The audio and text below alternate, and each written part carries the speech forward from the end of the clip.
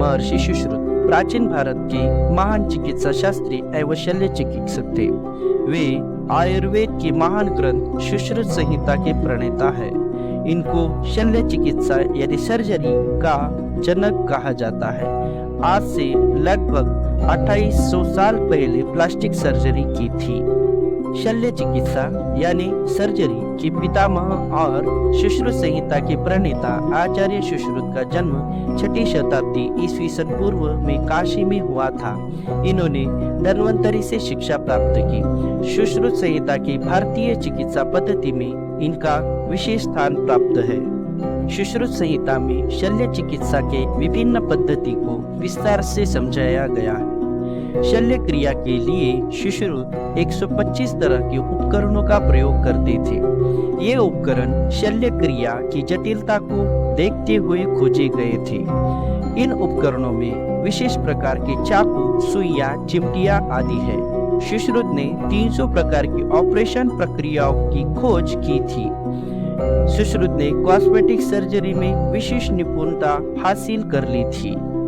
आचार्य सुश्रुत नेत्र शल्य चिकित्सा भी करते थे। सुश्रुत संहिता में मोतियाबिंद के ऑपरेशन करने की विधि को विस्तार से बताया गया है। उन्हें शल्य क्रिया द्वारा प्रसव करने का भी ज्ञान था। सुश्रुत को टूटी हुई हड्डियों का पता लगाने और उनको जोड़ने में विशेषज्ञता प्राप्त थी। शल्य क्रिया के दौरान होने वाले दर्द को कम करने के लिए वे मद्यपान या विशेष औषधियां देते थे। मद्य संज्ञाहरण यानी बेहोशी का कार्य करता था। इसीलिए सुश्रुत को संज्ञाहरण का पितामह भी कहा जाता है। इसके अतिरिक्त सुश्रुत को मधुमेह यानी डायबिटीज व मोटापे के रोगों की भी विशेष जानकारी थी। महर्षि सुश्रुत श्रेष्ठ शल्य चिकित्सक होने के साथ साथ श्रेष्ठ शिक्षक भी थे। इसीलिए उन्हें आचार्य सुश्रुत कहा जाता है।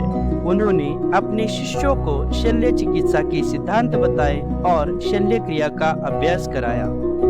प्रारंभिक अवस्था में शल्य क्रिया के अभ्यास के लिए फलों, सब्जियों और मोम के पुतलों का उपयोग करते थे। मानव शरीर की अंदरूनी रचना को समझने के लिए सुश्रुत शव यानी डेड बॉडी के ऊपर शल्य क्रिया करके अपने शिष्यों को समझाते थे। आचार्य सुश्रुत ने शल्य चिकित्सा में अद्भुत कौशल्य अर्जित किया तथा इसका ज्ञान अन्य लोगों को कराया।